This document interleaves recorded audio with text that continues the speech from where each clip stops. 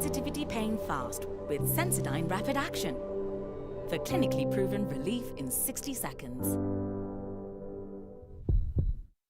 Je, maumivu ya kichwa na kukosesha amani? Kaluma Strong hutuliza maumivu ya kichwa, maumivu ya mwili na hata huondoa joto jingi mwilini. Kaluma Strong ina aspirin kama kiungo. Maumivu yakizidi, muone daktari. In the vast green Kiambu County, surrounded by luscious coffee plantations, flowing natural rivers, and alluring dams, sits the beautiful Zaria village, with every amenity desired for a home carefully considered. The village comprises of a perimeter wall, a kindergarten, a commercial center, and a clubhouse. There are 4 approved architectural house concepts, styled to accommodate your ideal dream home. Indulge your senses and relive your childhood desires, where you can be free, be bold, and be at home. Call us on 0729 121212, where you should dream it, own it, live it.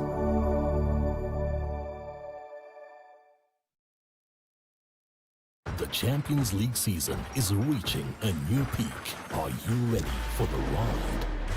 Everything again. Europe's finest football clubs are about to experience unrivaled acceleration. And DSTV gives you the best seat in the house. It's the thrilling rush to the UEFA Champions League final. Get connected to DSTV to experience every heart-stopping moment. You can now redeem your Bonga points to save for your retirement today through CPF M Pension. To redeem your Bonga points, dial *126#, select Lipa na Bonga points, input the paybill number 921125 with your ID number as the account number and the amount you wish to send. To open your CPF M Pension account, simply dial *289# and follow the prompts. CPF, fulfilling lives. Breaking news.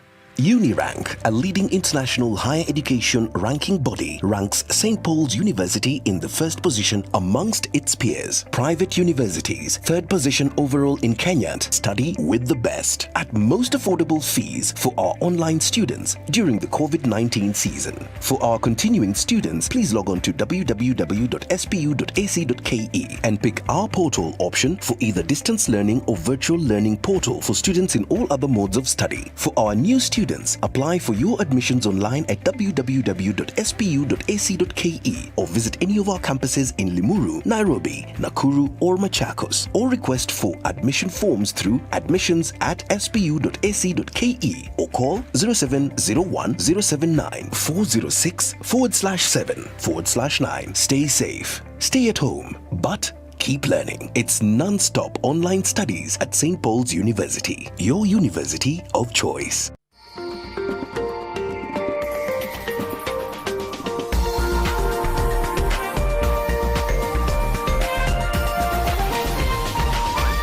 This is NTV.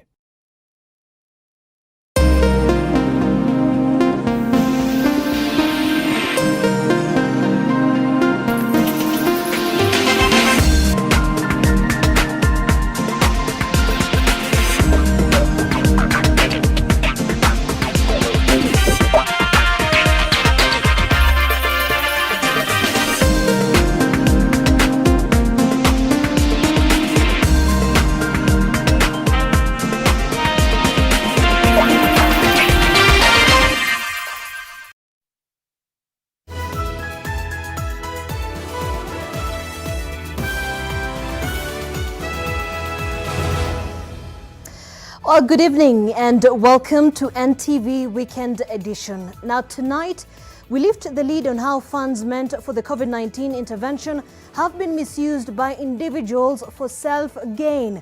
That's in a bit, but you can tweet us on at NTV Kenya, at Dennis Okari and at Zainab Ismail and follow the hashtag COVID-19 Millionaires. First though, let's have a look at the number of COVID-19 infections globally. And that figure stands at over 21 million now, with over 770 deaths and over 14.4 million recoveries. In Africa, we are at 1.1 million infections, over 25,000 deaths, and 830,000 recoveries. And in the US, 5.5 million people have been infected, 172,000 have died, and 2.9 million have recovered. We'll check on the local numbers shortly, but first, the top stories. This pandemic produced COVID-19 millionaires. These were all fraudsters looting public money. Tonight, an investigation into how a few minted a fortune after misfortune of many. We are releasing patients without negative results. The COVID-19 Millionaires, a special report. Also tonight, shutting down talk of a cabinet reshuffle. Head of Public Service now offers late explanation to the cabinet working leave order. Plus, there is still no clear path to amicable revenue sharing. Mpromote hiyo kitu ya petronila hiyo, hata kama pesa hiyo itakuja next year, lakini itakuwa some increase. Will the Senate be 9 times unlucky when it resumes tomorrow? And also tonight, Prison Break Bungoma edition. Just how did the breakout kings do it? 11 remandee prisoners escaped through a hole.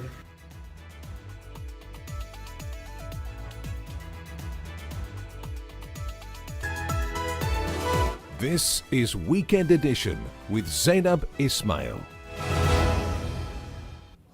Well, thank you so much for joining us. Our sign language interpreter this evening is Flora Atieno. Now tonight, Head of Public Service Joseph Kinyua is rubbishing claims of a looming cabinet reshuffle a day before members of the cabinet begin an 11-day compulsory working leave as directed by President Uhuru Kenyatta. But as Victor Kiprop reports, the clarification may do little to calm an anxious cabinet and country. After weeks of speculations about an impending major cabinet reshuffle, Friday's memo by Head of Public Service Joseph Kinyua communicating the working recess only served to intensify the anxiety in the cabinet and across the country. But in what appears to be a delayed attempt to arrest the narrative, Kinyua has dismissed this speculation, stating, and I quote, "The head of state and government remains steadfast in his confidence with the membership and capacity of his cabinet and the senior ranks of the executive, as well as their individual and collective ability to support the delivery of his agenda for the nation." End of quote. Kinyua says the Cabinet Committee NDICCC, chaired by Interior CS Fred Matiang'i, has met 26 times this year, and the Technical Committee NDITC, chaired by Principal Secretary Karanja Kibicho, 27 times. And the recess is thus meant to give them a scheduled break from the weekly meetings and allow them to conduct working tours, site visits and field engagements. Kinyua adds, and I quote, "It is important to underscore that members of the cabinet and their colleagues across the senior ranks of the executive do not enjoy leave in the traditional sense." Accordingly, His Excellency the President is convinced that short cabinet working recesses will enable the cabinet to deliver on its mandate with renewed energy, whilst being accorded an opportunity to connect with their families and our shared heritage. During the recess, the delivery of government services will continue uninterrupted. End of quote. Whether the recess is a prelude to a cabinet reshuffle or not, sources say the ruthless changes to key parliamentary positions in recent months, associated with the ongoing political realignments in the country, including the handshake as well as the president's desire to craft a legacy for himself, are an indication that the reshuffle is only a matter of when and not if. Victor Kiprop, NTV. Let's now focus on the divisive shilling, and tomorrow the Senate is for the 9th time expected to approve the third basis for sharing county revenue. Ahead of the special sitting, lobbying for and against the contentious formula has been gathering pace, and as our senior political affairs reporter Kennedy Mureithi now tells us, chances of a breakthrough are still quite slim. Ahead of what will be the 9th sitting to discuss and vote on the disputed revenue sharing formula, senators both for and against the formula have intensified their lobbying.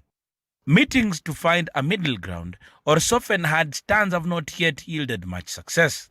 The government is now piling on the pressure by calling on some friendly senators to back a new proposal by nominated Senator Petronila Were, who has suggested that the shareable revenue be increased from the current 316.5 billion shillings to 348 billion shillings. Chair of the Council of Governors, Wycliffe Oparanya, has also backed this proposal. All counties will be cushioned and none of them will miss out, and those who will miss, it will be minimal.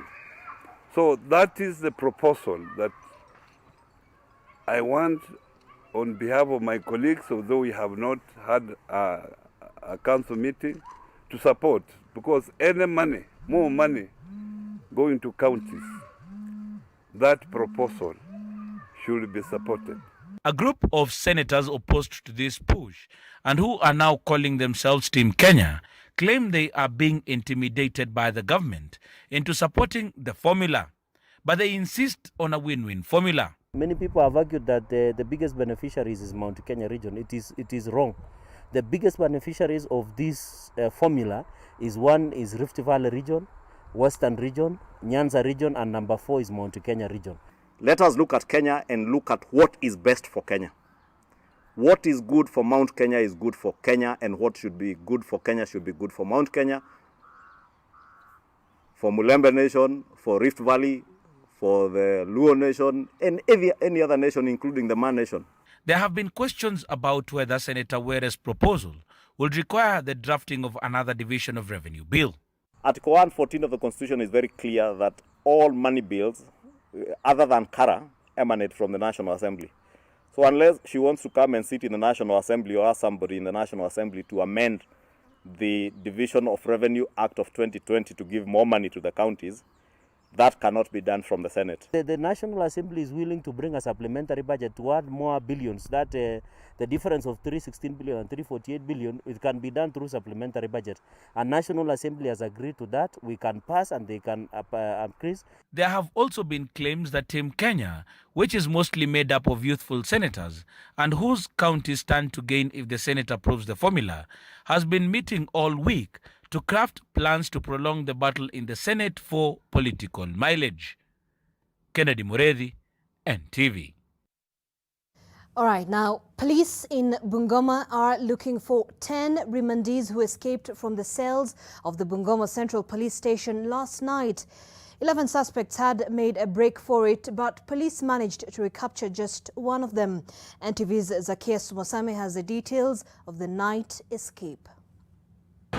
Just how did 11 remandees in the dead of the night escape from one of the most highly guarded institutions? Investigators are now trying to piece together the details of that escape from the Bungoma police cells. The suspects are said to have dug a tunnel using just an old piece of metal from a broken door.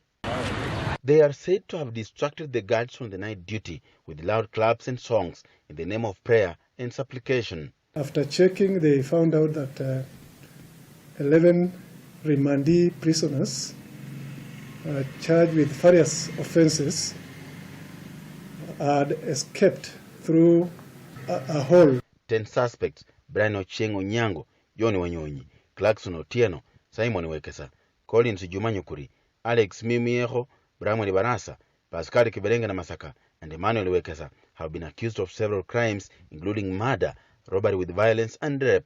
The 11th suspect, Isaac Wekesa, was however taken back into custody. He was shot in the leg by police who are in pursuit of the escapees. He is currently receiving treatment at the Bungoma Referral Hospital under tight security. I want to urge the public to be alert and assist us when they see such characters, to assist reporting so that they can be arrested and taken to the court again and to the prison. Zacchaeus Wasame, NTV, Bungoma.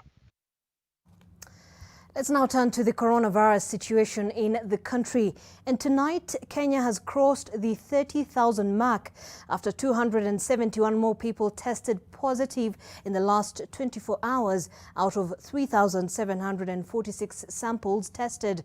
Of the new cases, 268 are Kenyans and 3 are foreigners. 170 are male and 101 female. The youngest is an 8-month-old infant, while the oldest is 86 years old. 686 patients also recovered from the disease. 60 were discharged from various facilities and 626 were in home-based care. This now brings the total number of recoveries to 16,656. On a sad note, 2 more patients succumbed to COVID-19, bringing the total fatalities to 474. Nairobi County registered 126 patients, Busia 14, Kirinyaga 13, Machakos 12, Narok 12, Kiambu 11, while Kajiado, Kitui and Nakuru had 10 cases each.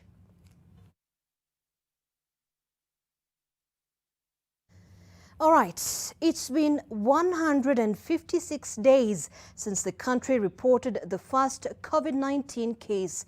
And now government agencies charged with the bulk of the money to deal with the pandemic are on the spot. The culture of plunder of public resources is not really new, but stealing during a pandemic at the expense of people's lives is not just insensitive, but immoral.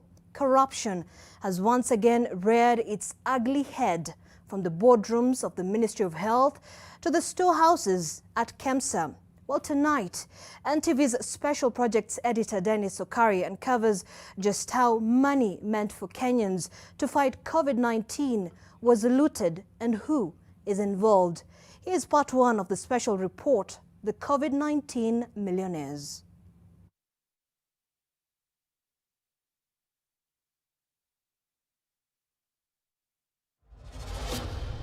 New Year's Eve. China alerts the World Health Organization to a flu-like outbreak in Wuhan.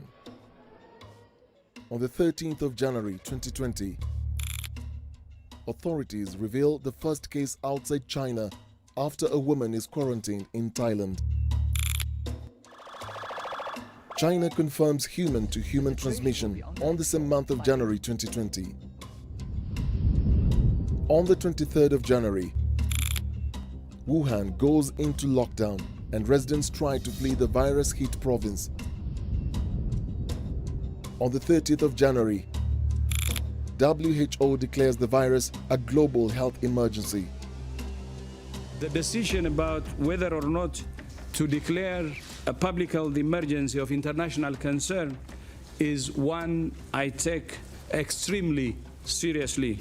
On the 31st of January, Russia and the UK confirmed their first coronavirus cases. February 5th, the Diamond Princess cruise ship docked in Japan's Yokohama is quarantined with 3,700 people on board. On Valentine's Day, Egypt becomes the first country in Africa to report a case. February 26th.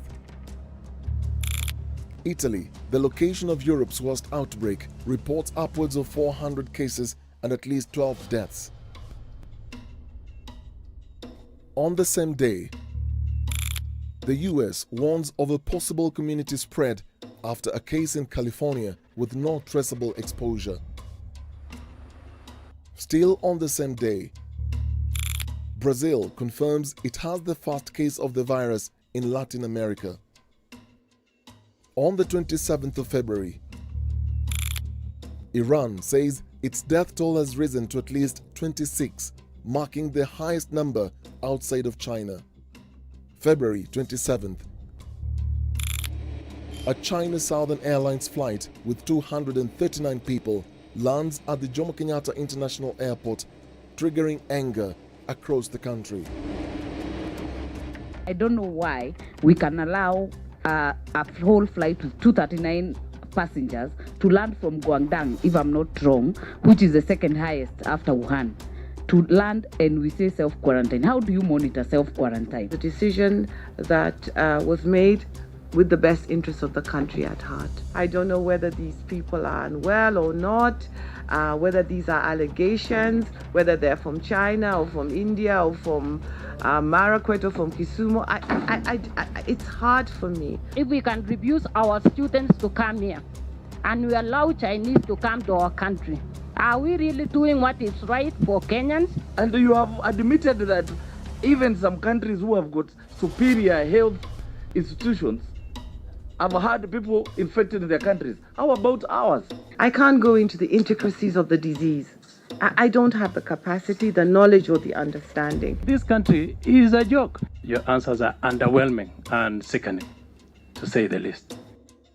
Kenya Airways bows to pressure and suspends flights to China. There are things that we did wrong. The first thing is fully aware that there are already areas in the world that had reported their cases, China for example. But we still allowed flights to come into the country from those places without restricting the movement of those people from those particular areas, without any form of quarantine. These people literally went freely to interact with the rest of Kenyans. That's the first mistake that we did. It is my personal view that actually I think COVID has been here much longer than our first patient was announced.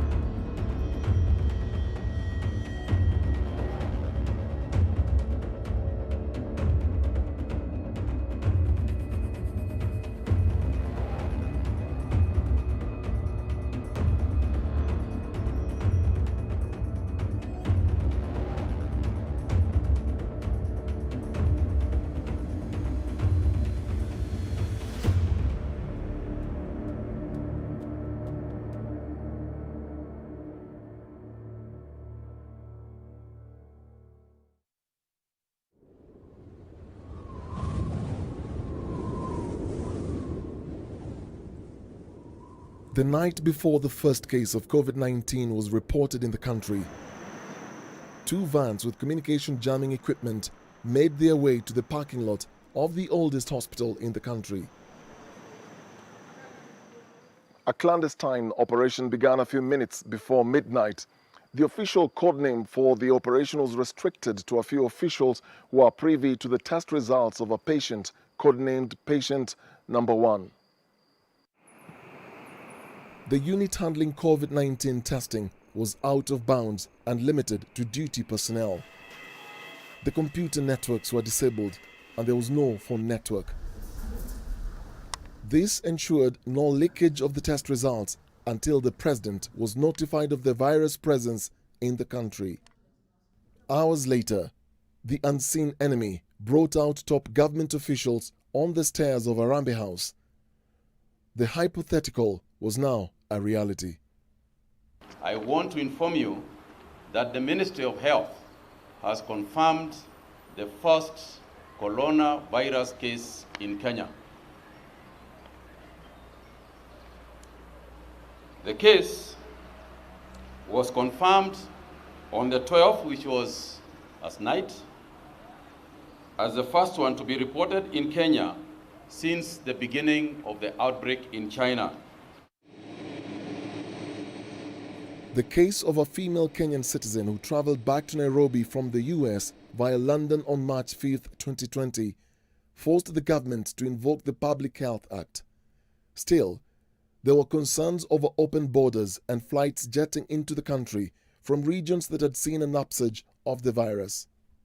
There's a lot of laxity and Kenyans are particularly very, very worried. Can you declare an emergency? Quarantine the airport and other places where these people are coming in. The other day, Chinese who are working in Kenya, in Makueni County, walked into a hospital in Makindu. Everybody, even the medics, took off. When we started now interacting with government, it seemed like they had just quickly come together to start figuring out what to do. I actually raised a statement in the floor of the House after a Chinese flight had arrived here. And we were in uproar in Senate. That statement, I think, was discussed for a better part of that afternoon because we couldn't believe that we could have a flight coming in directly from China at a time like that. And that was before our first, zero patient was announced. I raised the statement, it is here, and we never got a response from the ministry. In your statement, what are the issues that you were raising? In fact, I have it here. Okay. If I could just highlight it for you. Yeah.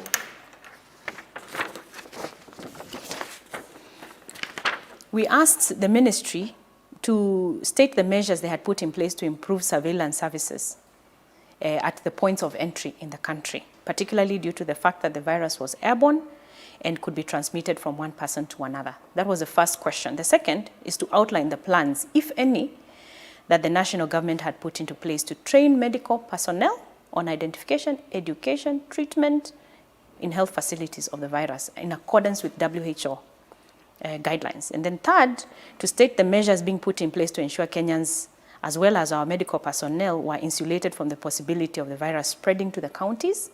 And fourth, to explain how the many small-scale traders would acquire their goods and businesses from China, because we were also demanding that the borders be closed down. Those are some of the issues we raised. The 19th of February. No. 19th of February? Yes, we didn't get a response. Why do you think there was no response? I want to think that there was no strategy. That's why. Yeah. Otherwise, there would have been a response. It would have come in very quickly. So my view is that there was no answer at that time for these questions. There were fears the virus was already in the country before the announcement of the first case was made, and what if became now what? As COVID-19 was sweeping across the globe, it was about to expose the deepened vulnerabilities that have existed in Kenya. Two diseases were going to coexist together: corruption and COVID-19. Has this pandemic produced COVID-19 millionaires? Absolutely, absolutely. There are numerous millionaires because of the COVID-19. This is not a laughing matter. Let me tell you, if a country like Kenya would get serious to business and crack the whip, then I believe their senators who should not be sitting in that house. Because they are committee members. They form the committee members at Parliament, at the Senate level. They form the committee members at the national level. They are the particular members who are actually trading with the government medical supply agency that was meant to equip the country, that was meant to advise the president, that was meant to, on behalf of the county government and the national government, outsource for what was needed in order to fight COVID-19. There are reports from investigators that some of the Senate members in your committee are trading with KEMSA. Are you one of them?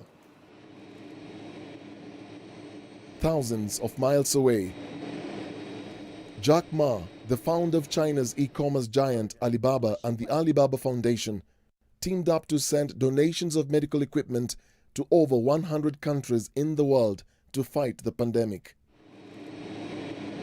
Donations to Africa to boost the continent's efforts to fight the virus were shipped to Addis Ababa, Ethiopia, which houses the African Union headquarters. Ethiopia had partnered with Jack Ma to distribute the donations to the rest of Africa, and the billionaire posted on his official Twitter handle that the donations were on their way. Kenya was waiting.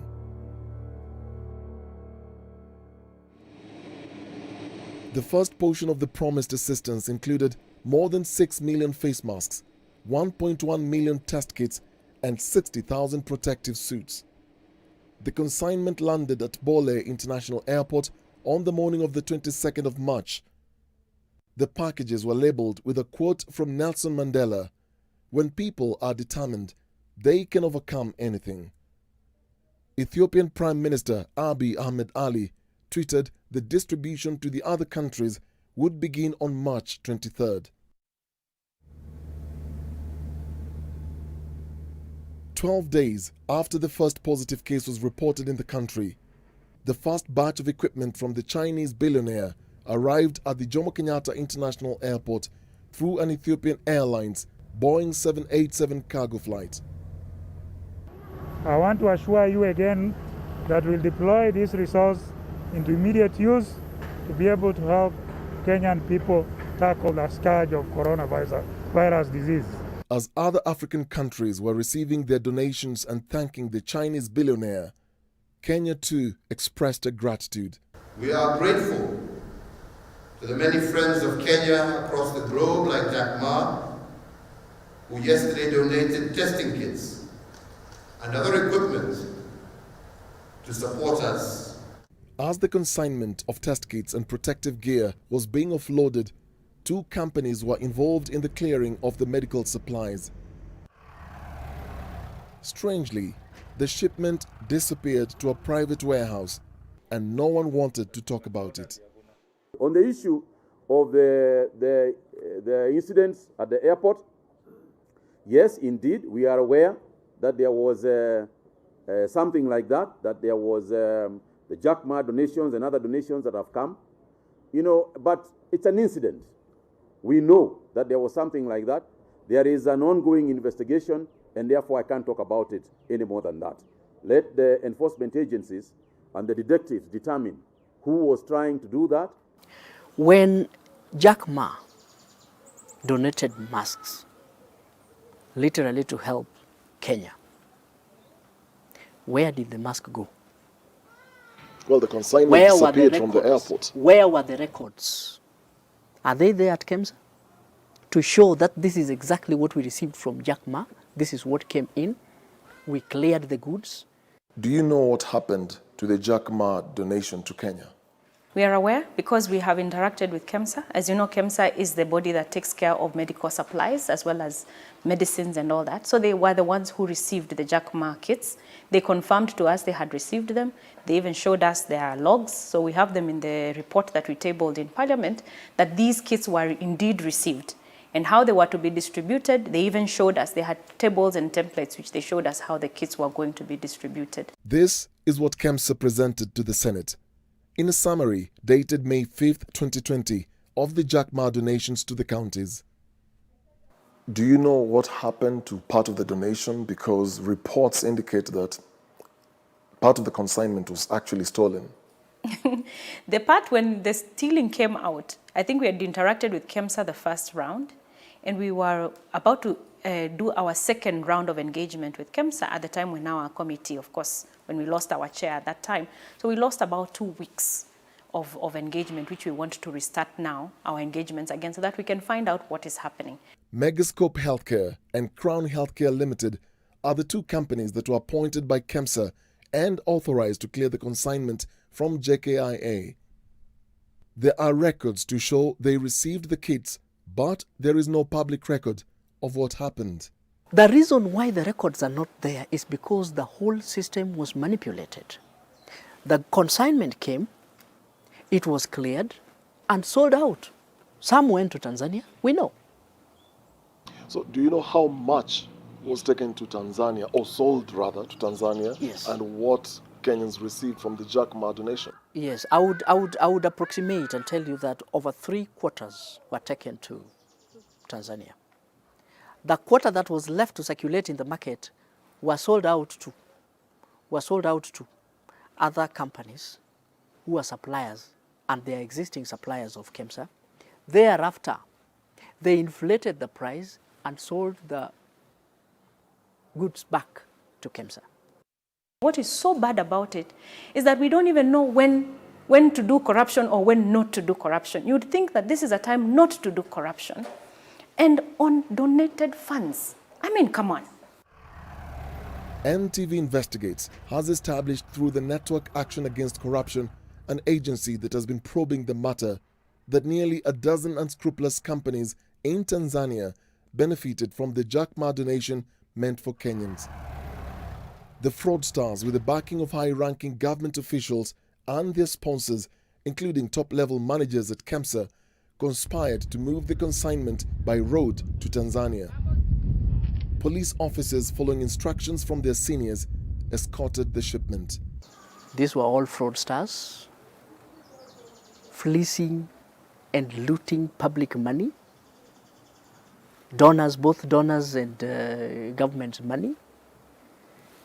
Some of these people are in government serving, some of them are not government, but they jointly agreed to take advantage of the COVID-19 to loot massively from the government. Meetings regarding the meticulous plan as the curfew and other restrictions were being enforced were held in a private office block along Chalby Drive in Lavington, Nairobi. The office block, which we can't reveal because of ongoing investigations, is where the planning and coordination of the looting of the COVID-19 funds and supplies were done, according to an insider. One of the Tanzanian companies, known as Pivotech Company Limited, registered in 2007, received part of the Diverted consignment. The company, based in Dar es Salaam, has no record of dealing in medical supplies. According to their website, the company offers generator maintenance, telecoms tower commissioning, civil works, network installation, and aircon maintenance. There's too much power play, there's too much power trade, there's too much influence, there's too much, because if you look at the people associated with the Megascope company, the Health Crown company, these are people who really sit with who is who in this country. So who would even imagine they would want to investigate these people? Are you then saying that they're enjoying state protection? I don't want to call that state protection, but I know they're enjoying some protection somewhere. We just think about our bellies. It is heartbreaking. Dennis, let me tell you, it is heartbreaking. It pains me. Sometimes you feel the wheels of justice turn a little too slowly. At Parliament, we have all these processes. We can't even move as fast as probably we would want to because there are processes and procedures to everything we do at committee. But it is sad. And you know what? Kenyans need to wake up one day and decide, enough is enough. As COVID-19 altered and disrupted the way of life for many Kenyans, with the fear of the virus crushing the economy on a scale never witnessed before, it became apparent financial muscle was going to be flexed. An emergency fund was set up and a colossal amount of money started flowing. In several government institutions, circulars went round offices requesting but quietly making it compulsory for civil servants to donate part of their salaries to the COVID-19 emergency fund. On May 6, 2020, the International Monetary Fund Executive Board in Washington, D.C. approved and wired $739 million to Kenya. That is 78.3 billion shillings from its rapid credit facility to support Kenya's response to COVID-19. In the same month of May, on the 20th, the World Bank approved and wired $1 billion, which is 108 billion shillings to Central Bank of Kenya. On April 2nd, the Ministry of Health had received an additional $50 million, equivalent to 5.2 billion shillings credit from the World Bank to increase the pool of funds to finance the production of hand sanitizers, protective gear for medical personnel, and to scale up the bed capacity for COVID-19 patients. By this time, the confirmed positive cases in the country had risen to 81. On the 22nd of May, the African Development Bank loaned Kenya 188 million euros, which was 22.5 billion shillings, to support Kenya's efforts to respond to the COVID-19 pandemic and mitigate the related economic, health, and social impacts.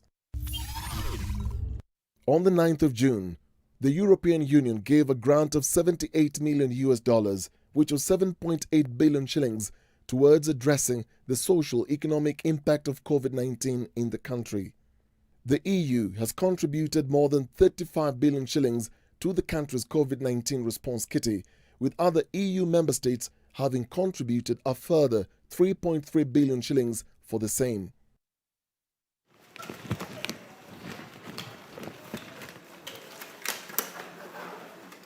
As more money to acquire medical supplies, including PPEs and kits for mass testing, was now available, it opened a floodgate and a looting spree began.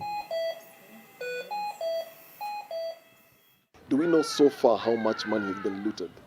Yes, the current figures we have at KEMSA for money that cannot be accounted for is actually at 43 billion. And is this money from the donors, including money from Treasury? It's all inclusive. It's all inclusive. It's all inclusive. And you see even the figures that probably are in the public is far much below that. The feeding frenzy by the symbiotic network was only getting started. Was this looting premeditated or an opportunity presented itself? I thank you. This was an opportunity that came, and it only came to the rich so that they could actually enrich themselves better. At the expense of Kenyans? Why are normal suppliers on the streets were not given a chance to loot? Yet I believe they presented themselves. They wanted to be part and parcel of the system. But look at the companies involved. Who are they? Who are they? They are big political financiers. But what is shocking is that you would think that because of COVID, we would have a bit of humaneness, utu. You would think that these cartels would say, for once, let's not bring our shenanigans here. But the issue is so frustrating. You've even had the CS himself be so frustrated with his own officials in the ministry. And KEMSA, we know those problems that KEMSA is having that I'm talking about. KEMSA needed the medical supplies, but through a tendering process that was so twisted, the cabal had its eye on the money, and KEMSA was the means to the bank vault. Several genuine companies that traditionally were supplying to KEMSA found themselves on the outside, as new companies from well-connected individuals got the tenders. Due to ongoing investigations, we shall hide their identities. What was your relationship like with KEMSA? Well, I think it was after a few inquiries here and there, somebody was asking who has what in the country. Then we happened to have a few items. And when we say items, what exactly do you mean? Items that could be used, for example, the coveralls and masks. We had a few of those items that the country needed at that particular time, and there was none in the country. So we were called, do you have this? Yes, we had a few. Could you provide more? Yes, we could. In April, KEMSA wrote to several companies with reference to tender medical supplies. It says in part, and I quote, "The government of Kenya has set aside funds to undertake emergency procurement of medical commodities in the preparedness of COVID-19. It is intended that part of the proceeds of the funds will be used to cover eligible payments under the contract." It continued, "You are hereby invited to submit a bid as per attached document." Charles Juma signed the letter for the Chief Executive Officer, Jonah Manjari. One company received a letter in April stating, and I quote, "The government of Kenya has identified your organization on a strategic partnership to supply KEMSA with the following items." We have edited out the list, but it continues, quote, "You are therefore requested to supply the available quantities for the mentioned commodities to KEMSA Embakasi warehouse immediately in response to the emergency." KEMSA CEO Jonah Manjari signed the letter. The company won the tender for delivery of the medical supplies with agreed timelines. But 1 week later, the same company received a letter terminating the tender. Knowing there was a global demand and pressure on importing the crucial medical supplies, some KEMSA officials took advantage of the situation to cancel and award other preferred companies. There was an issue. There was even an issue with some of the companies that had been given the leeway to procure on behalf of. There was one or two companies that were mentioned that we picked out during our committee at that time. We did flag a couple of things and we put our recommendations in the report at that time. Were they trading on behalf of some powerful individuals, perhaps? We never got to see who the owners of some of those companies were, but it was clear that how they even got to, to win the tenders, there were question marks. That one we could see. Yeah, and we put them to task at that particular committee sitting. In fact, I don't know why we didn't have media in that particular sitting. It was a heated sitting. And I remember we sat for very many hours because we were hearing from some stakeholders. We had some doctors. And I think we had the pharmacy board as well was represented. We had quite a number of stakeholders on one side who were saying one thing, and KEMSA was saying another thing, and we were able to really dig into that. In protest, the aggrieved companies wrote to KEMSA regarding the breach of the contractual agreement and sought clarity on the matter. But KEMSA had moved on. We were given an order, but I think sad part is that after you get the order, it gets cancelled.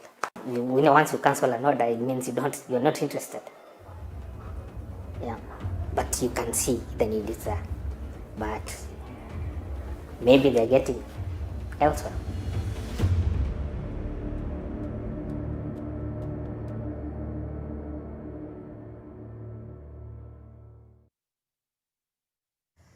All right, and that is just part one of COVID-19 Millionaires. We'll be back with part two, but just sampling some of your reactions on social media, on Twitter here.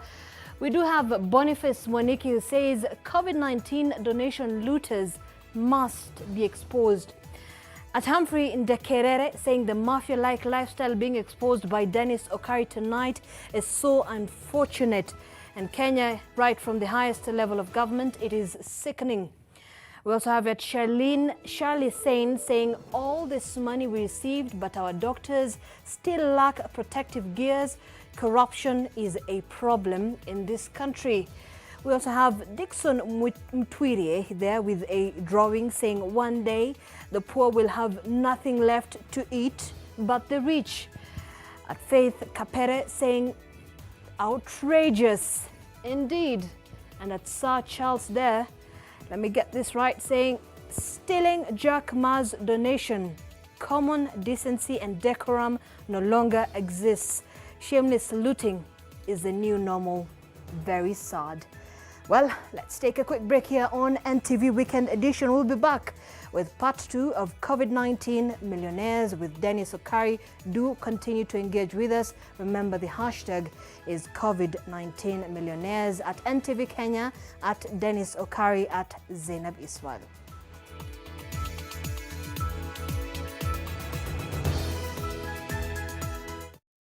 The Aerial Guarantee. Asante sana. Sasa, ni nini kingine ambacho unaweza kumfanyia msichana wetu? Kila kitu, hata kufua nguo na Aerial mpya. Basi, tuonyeshe. Hey, sasa fanya haya madoa yawe sugu zaidi. Sasa tufue kwa kutumia sabuni yako na kutumia Aerial mpya. Aerial sasa inapatikana kwenye pakiti mpya. Unaniamini sasa?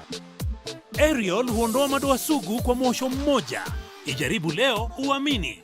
Habari mpya ndio hii. Pata smartphone mpya kwa shilingi 20. Lipa mdogo. Ati, naweza taka kwa hii kabambe. Nipate 4G smartphone. Pata smartphone mpya kuanzia 20 bob daily pekee ukilipa mdogo. Weka down payment ya 1000. Lipa kuanzia 20 bob daily kwa miezi 9. Piga star 544 hash kuona kama unafaulu kupata 4G Neon Ray Pro. Kuma bei smartphone hapa. Si hapo Safaricom ni yako kabisa.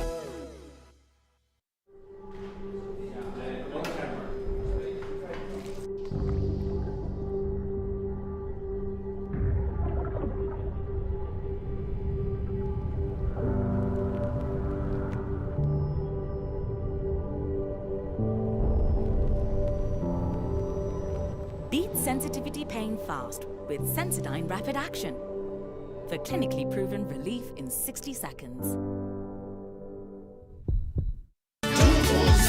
Happy anniversary! Mbona hii mabati kina dad na mom bado inakaa mpya? Na hii nyumba imekuwa hapa for so many years. Na pia umelelewa hapa. Wow, imagine hata nilikuwa sija notice. Rufus, Wewe ni fundi wangu wa miaka mingi sana. Haya mabati yatadumu kweli? Huyu kijana nilimwambia anunue mabati ya Dumuzas. Usibahatishe mabati. Hakikisha umeangalia alama za kudhibitisha Dumuzas halisi. Chagua Dumuzas, mabati inayodumu kudumu. Isitoshe, Dumuzas ndio mabati pekee inayokuja na warranty. Sitaki tena kubahatisha.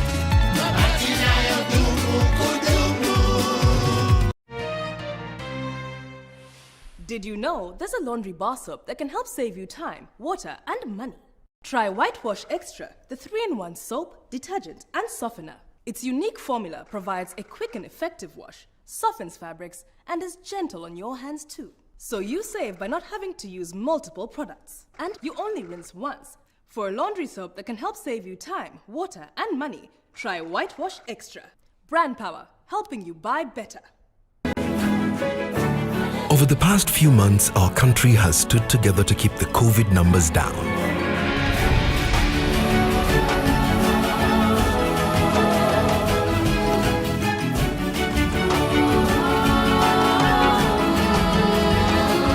Every day, new numbers tell us the same story, that we never let what we can't do come in the way of what we can. Let's keep going. Kama kuna mtu kwa life yangu nimemeet kichwa ngumu ni wewe. Guy, everything anasema even if I don't want to. He is the head and lazima ni submit. Huwezi toa watu kwa schedule yao serious. We talk about submission in the house sai. Unajua kule ungelelewa unapata mzai, yeye akiingia tu kwa nyumba unatoka. Kama unakuwa busy. We have submitted.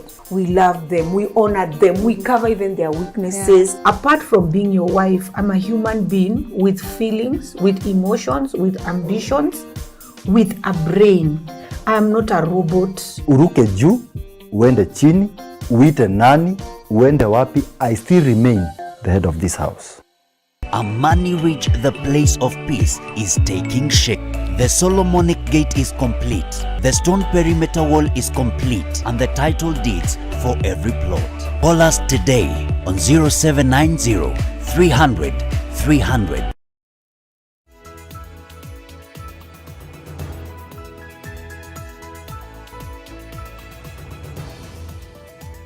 All right, thank you for staying with us. You're watching NTV Weekend Edition, and we are watching the special report there by Special Projects Editor Dennis Okari, COVID-19 Millionaires. It has been airing. We've just finished part 1, and we'll be taking a look at part 2 in a moment.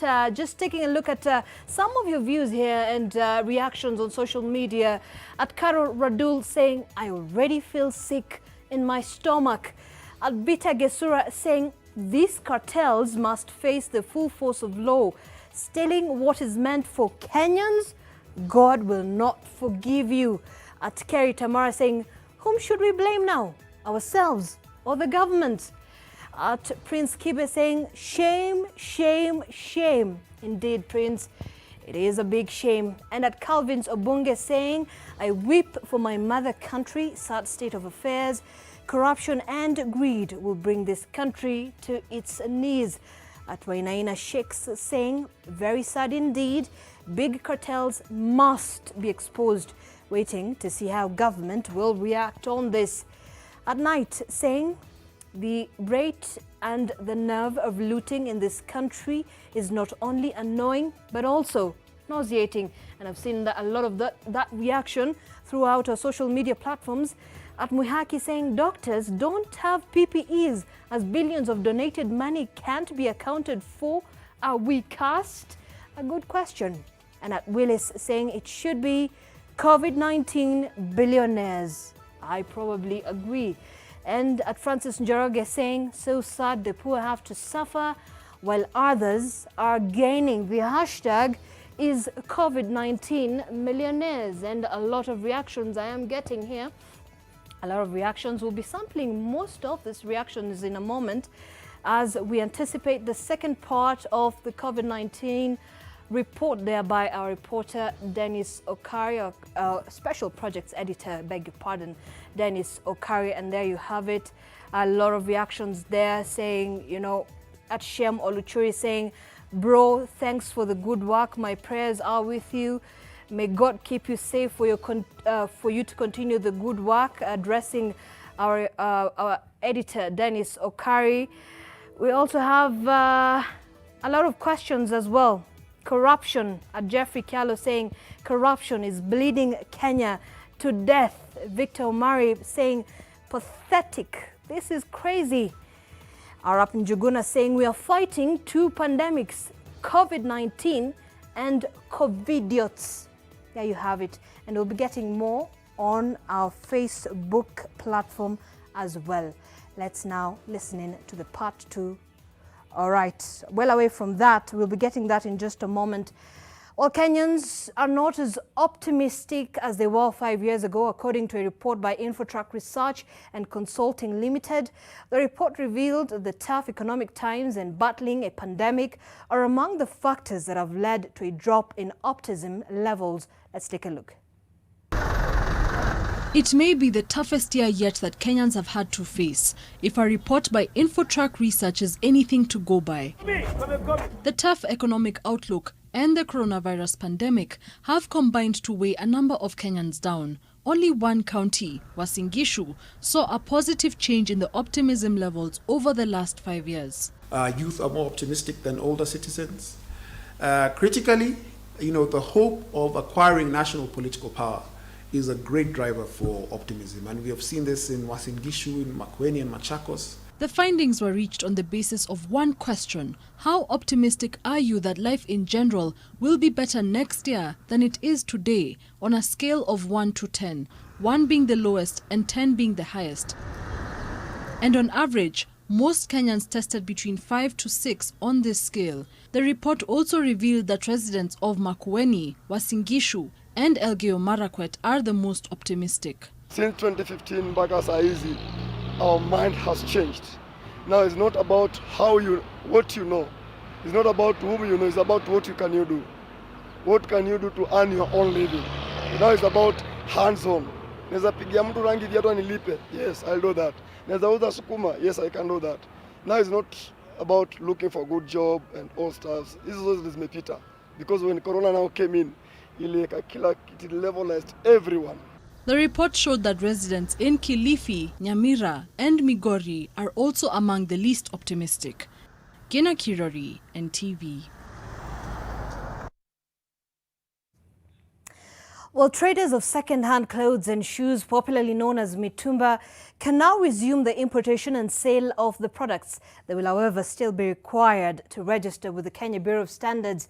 This follows the publication of protocols for importation of Mitumba by the Ministry of Trade and Industry.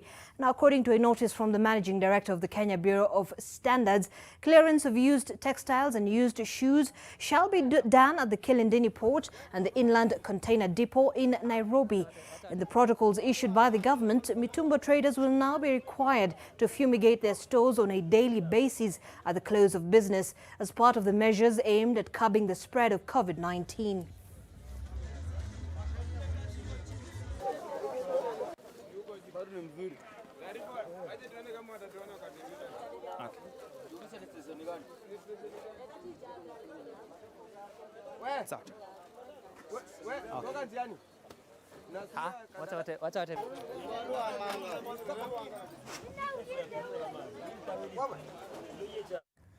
Now listen to this. Police in Busia are hunting down a woman and her teenage son accused of killing her husband over a land dispute. Eunice Omolo has more. Poleni. Angry villagers set ablaze the house of 17-year-old suspect said to have colluded with his mother to hack his father to death in Naviyu village, Matayos, in Busia County.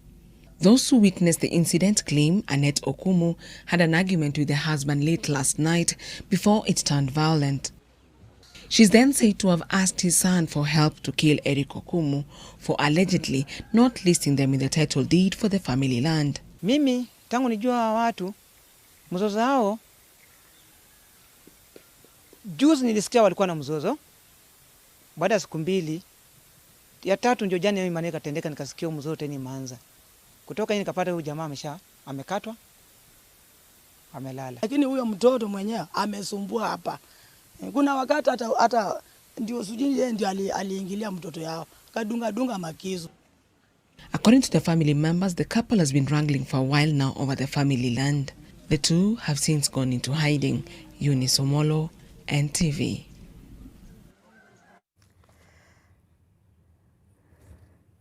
All right, and away from that, and just going back to some of your reactions with regards to our special report tonight, COVID-19 millionaires. We are getting a lot of reaction at Sam Wells saying, the COVID-19 millionaires, the extent of moral decay has gone even to individual levels. I wish our leaders are watching this. They should be ashamed. And just let me go back there. Let's get more reactions in just a moment. All right, let me get that right. At Emoreng saying, there is no healing in this country until we begin to hold systems and leaders accountable. Shame on them. Let them be exposed. At Sir Zach saying, I am literally sick of this country. That's your own opinion. And Kev Kim saying, we need to evaluate our leaders next time we go to the ballot. This is a very big shame. At Ahmed Moyo saying, greed is our creed. Hashtag COVID-19 millionaires. Well, away from that, at Ocharo saying, let it not just be exposing and moving on. Let's do something this time around. Some convictions, Germany. At Mwangi Mercedes saying, sickening. And some emojis there, as you can see. And getting more here, we are getting here. At Kibwana Ali saying, how do we expect Friends of Kenya to help us in the future? Well, a very good question that is. At Paukwa Pakawa saying, dear DCI, we trust you're watching COVID-19 millionaires with us. What we will request, hopefully, tomorrow is that you bring those thugs to book. We cannot have people taking advantage of such dire situations.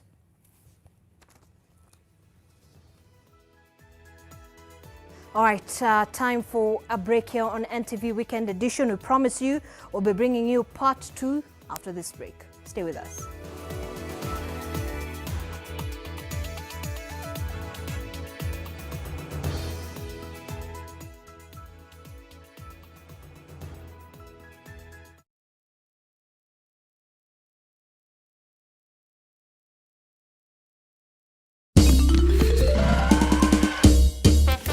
Sona moja imetengenezwa kwa njia spesheli ili kupambana na maumivu kwa haraka. Sona moja ina aspirin kama kiungo. Sona moja, kitulizo kamili. Maumivu yakizidi, pata ushauri wa daktari. For a better tomorrow, don't forget to do the 1, 2, 3 with Colgate every night.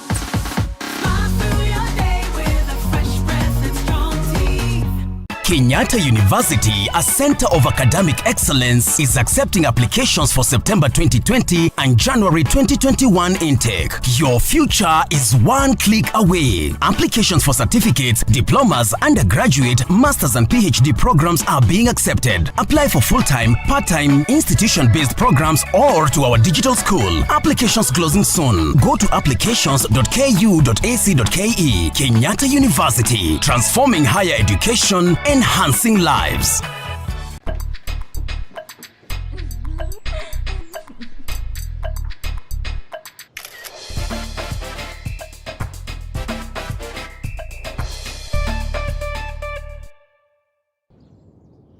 Kenya is witnessing increased positive cases of coronavirus. The Ministry of Health is advising the public to embrace home-based isolation and care of all patients without underlying conditions and those with mild or no symptoms. According to the home-based isolation and care guidelines, asymptomatic patients need at least 10 days to end their isolation from the date they had their first COVID test. They must not have developed symptoms since their positive test. Symptomatic patients should end their isolation when they have had no fever for at least 72 hours. By then, all other symptoms should have improved and at least 10 days have passed since their symptoms first appeared. If the patient's situation worsens, call 719 for an ambulance. For further information on the guidelines, check the Ministry of Health website www.health.go.ke. Komesha Corona, okoa maisha. Ah, Helen Paul. Hello, madam. Would you like to join us on this mission? Yes, but how? Just one question for you. How do you keep your toilet clean? I use regular detergent and bleach for washing and removing yellow stains. I've been using it for years. Oh, madam, the regular detergents and bleach are used for washing clothes. To disinfect your toilet properly, you need Harpic 10X. It is specially made for germs and stains removal. Harpic's thick formula settles on stains and gives 10 times better cleaning compared to regular detergents and bleach. Wow, now I'm convinced, Helen Paul. Really? Yeah. Now that she's part of the mission, the next house is yours. On Monday, we're taking a look at goals, dreams, aspirations, and how they have been dashed by the drastic changes in 2020. Are our dreams and plans still valid? Let's have that chat on Monday, starting at 7 a.m. They say that if you said at a job interview what you're going to be in 5 years' time, see ulikuwa umedanganya. Monday, join us for that conversation.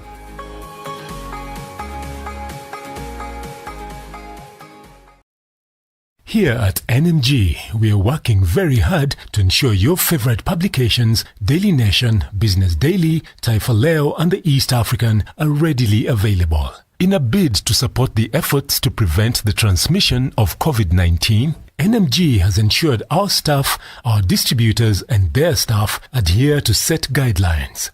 At our printing plant, all staff are required to wash their hands before entering the factory and must be wearing a mask.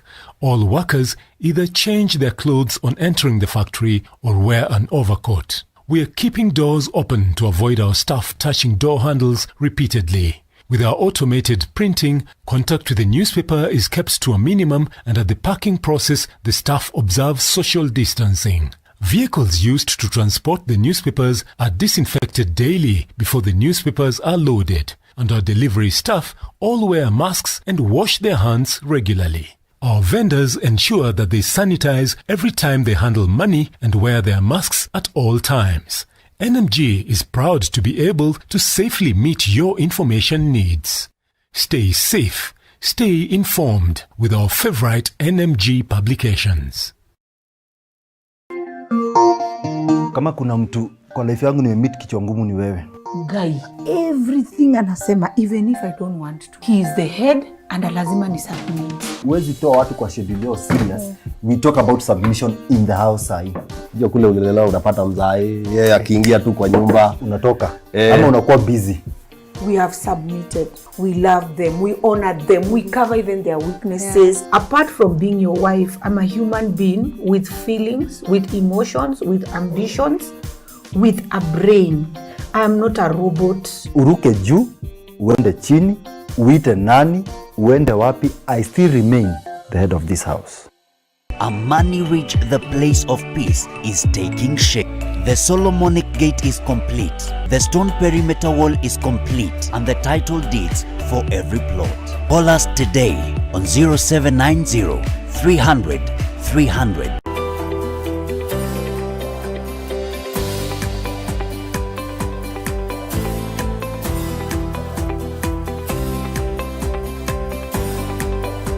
Education should not stop and time should not be lost. Enroll now. Class 8 students from 844 system will proceed to grade 9, ensuring there is no time lost and will complete the O-level within 2.5 years. Join us today. Call us or visit our website and Facebook for more information. Brewcast Virtual Learning. Continue with your academic dream.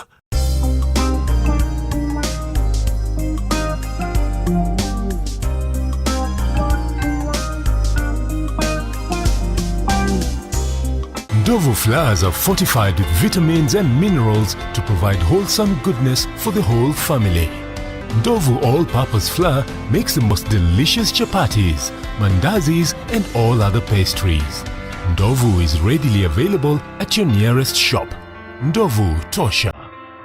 You have worked so hard. Now your project is nearing completion. You now need to crown your labor. For over 50 years, East African Cables has been a premier manufacturer of high-quality electrical cables, manufactured to international standards for the region, giving you the reliability and safety you deserve. We manufacture an extensive range of power cables for applications in domestic and industrial wiring. Our work speaks for itself. Get in touch. Let's talk cables. Kumbuka, wire si wire. East African Cables, connecting lives. Here we are, living in the moment. And here we are, dreaming in the open. Now look around, isn't this a new day? Make a move, doing things a new way. A new way. This is our world, and this is our time. These are our plans, we're gonna let them shine. This is our place in the human race, and we won't stop dreaming. No, we won't stop dreaming. The future of our nation relies on your dreams and our steel.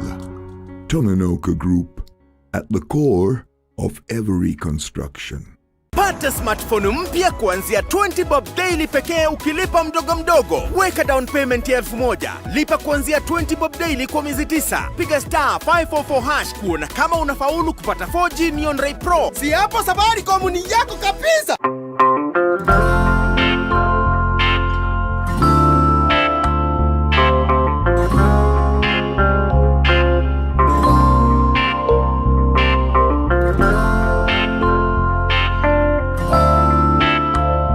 Breaking news from Molfix. Let's see what they're developing right now. Pants is just for me. It really feels very comfy. Molfix pants with anatomic fit technology. New Molfix pants, an invention from babies for babies. You should also try Molfix.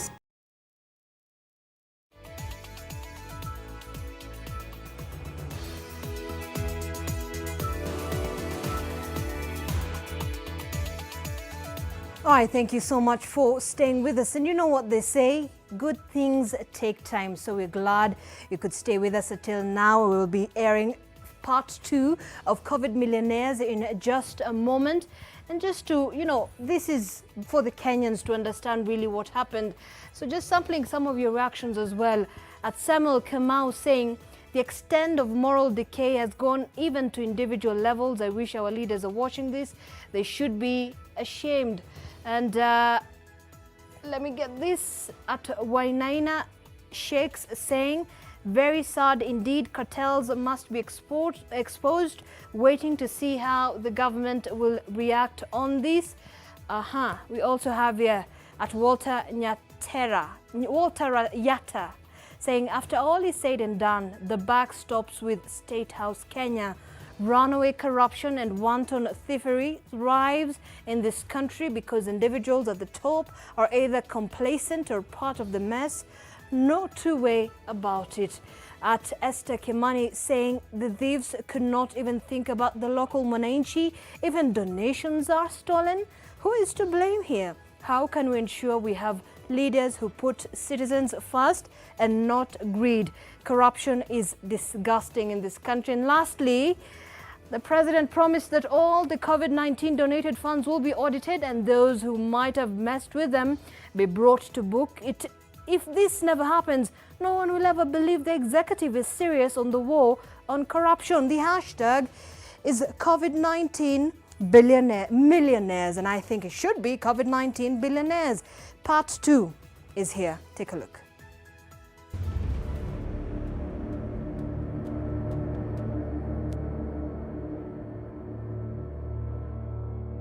Through the investigations, we were able to establish that the management, working hand in hand with the cartels, I don't want to call them cartels anymore, I want to call them criminals, working hand in hand with criminals to obtain information from the system belonging to other companies, other entities, other suppliers. What they do, the procurement committee would then influence the decision of the evaluation committee and agree to award a tender or a contract to a particular firm. Once the letter of award is drawn, immediately it's cancelled. Then in the system, the same information is not deleted. The information is supplied to the criminals. What criminals do, they would obtain documents of CR12. They would obtain the informations on tax. They would obtain other, statutory documents belonging to those other suppliers. Then they would manipulate the system, move to the banks, open similar accounts, purporting they are the shadow directors. So from KEMSA, funds would flow. According to KEMSA records, your company is one of those that received payment after supplying to KEMSA. And you're saying that you never received a single coin. Yeah, we've not received any shilling from KEMSA regards to COVID supplies that we've done. Yeah, so I do not know where that information came from, because at least somebody should have verified with us or with our bank. Do you believe that a company, a shadow company, used your name and your bank account details to get the money instead of you? Is that possible? This is Kenya, it is possible, it has happened once, or I think once or twice. Yes, there's been an attempt to use our name. Actually, even some put in a document and took to KEMSA and said, you need to pay this new account instead of this other one. So somebody's changing account details. The awarding and subsequent cancellation of tenders within a short period because of failure to deliver on time, despite contravening the delivery timelines, was only meant to frustrate and make it impossible for genuine companies to do business with KEMSA. Those behind the fraud then took advantage of the cancellations to use the same information in the system and give to well-connected companies. Say, for example, NTV was given a letter to supply 217 million worth of goods. The same NTV got a cancellation letter that now you cannot supply because of A, B, C, D. Basically, you'll pick your letter and move out as a company. But how else would the system show that that NTV again was paid 217 million? So where investigation should start is actually the procurement and the finance division at KEMSA. The KEMSA Direct Procurement Framework Contracting Section 3 under the Award of Contracts Clause 34.2 states that, and I quote, the determination will evaluate the tenderer's financial, technical, production capabilities and tenderer's past performance. This is based on an examination of documentary evidence. That's the only thing that can explain all these things we're hearing of small new companies coming in and being given big orders. Because if you look at procurement, a company that is probably registered in February, you cannot have enough financial muscle, or you cannot show 3-year statement, which is required in KEMSA. So when they're giving these ones, who they are.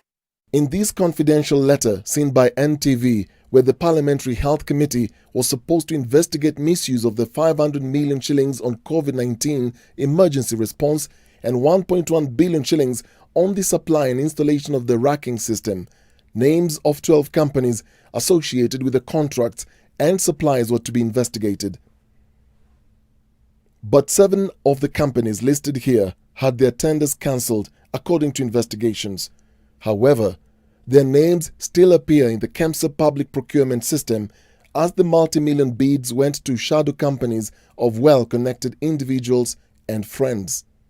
We did establish at committee that there's a very big variance between the KEMSA pricing and what the local and other suppliers have. They've been saying they are the cheapest, but our stakeholders have brought us price lists of other suppliers who are much cheaper and who KEMSA will not do business with. Did KEMSA lie to your committee? On the issue of the pricing, yes. This they did, because they told us they were the cheapest and they assured us they were the cheapest. It is on record. But we found that they were not the cheapest. So yes, they lied. In this document sent to the clerk of the Senate by the Kenya Healthcare Federation, KEMSA prices for PPEs was compared to what other sellers were giving.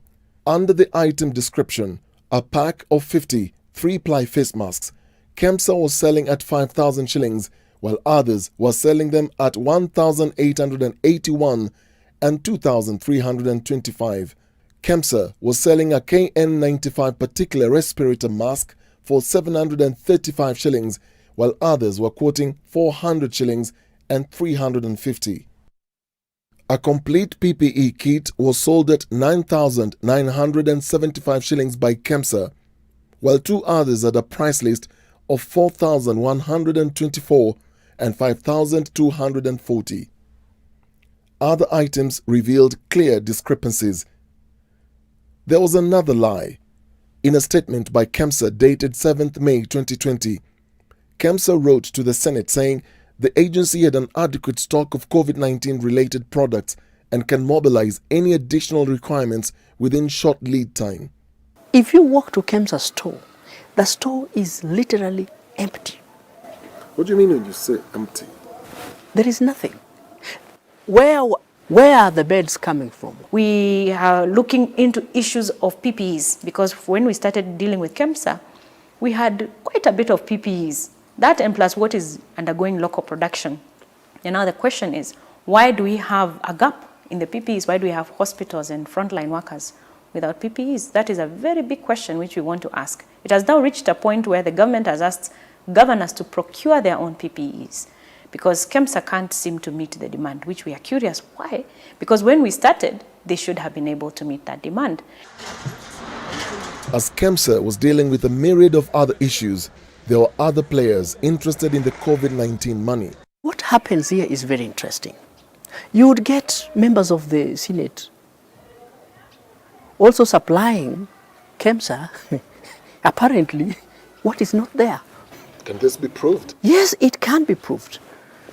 Some of the members go through, of course, they would go through, the extensive proxies to ensure that they win the tenders, they get the money, they supply nothing. Take the example of Killig Limited. According to records at the Department of the Registrar General, Killig Company was registered on January 22, 2020, with the apparent anticipation of the global pandemic coming through our borders. It was not a question of if, but when. The company, whose directors are Xi Jinping and Wilbrod Gatei Gashoka, received a direct tender a month later to deliver PPEs at the cost of 4 billion shillings with no documented evidence of financial, technical or production capabilities at an inflated cost of 9,000 shillings as opposed to the market price of 5,600. The actual beneficiaries of the contract are not the persons listed on the company as shareholders. They are just proxies. A Nairobi lawyer registered the company on behalf of a vocal Jubilee Party power broker and the personal assistant of a top official in the opposition.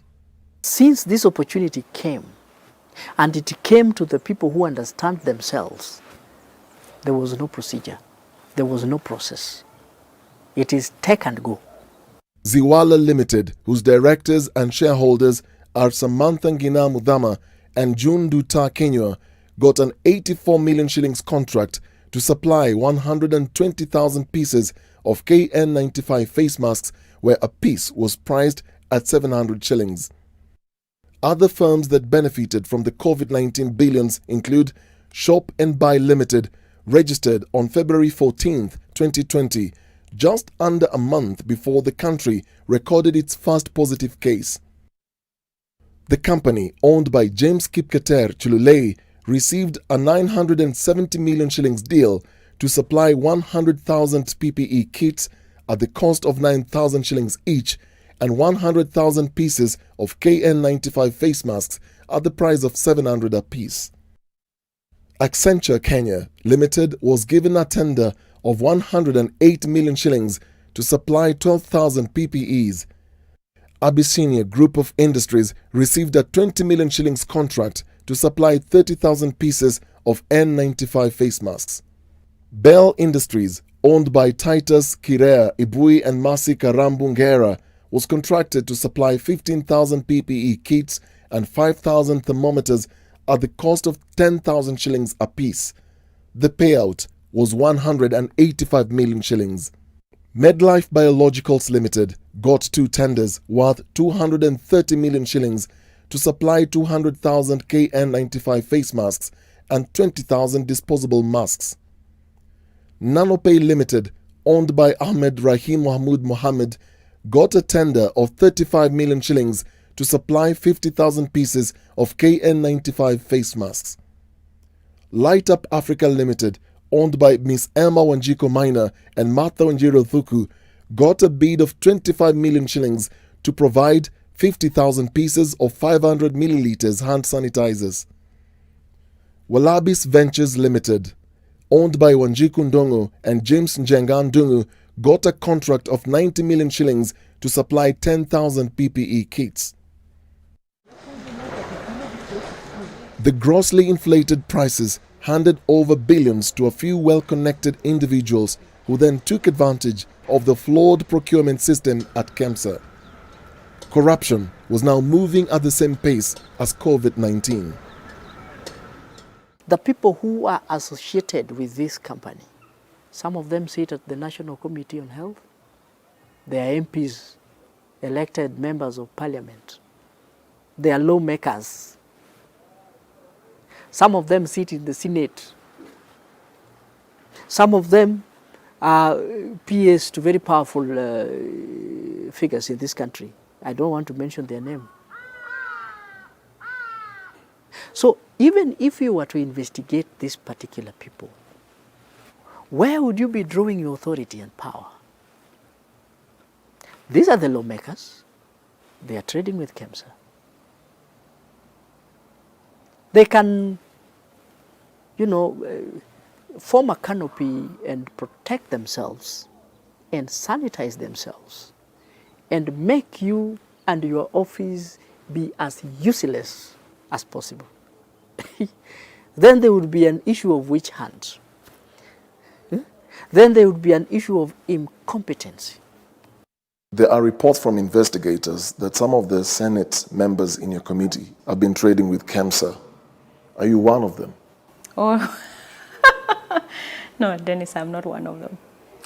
Are you aware if there are senators who have been trading with KEMSA and getting some privileges when KEMSA is called to answer to some queries in the Senate?